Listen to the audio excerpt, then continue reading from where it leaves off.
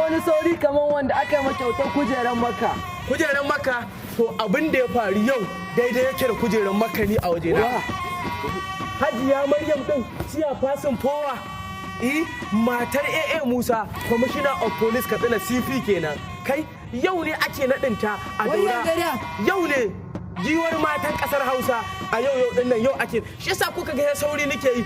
Ni ma yanzu haka wannan labarin na same shi wajen Kwamarat Alhaji Shehu. Ka san mutum ne wanda yana kaunar su.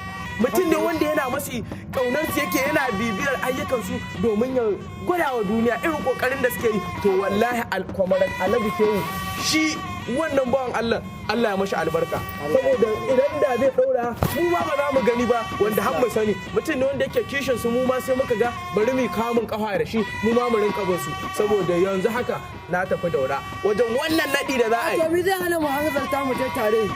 To mu tayi. To mu hanzarta. Ai na shi yasa kuka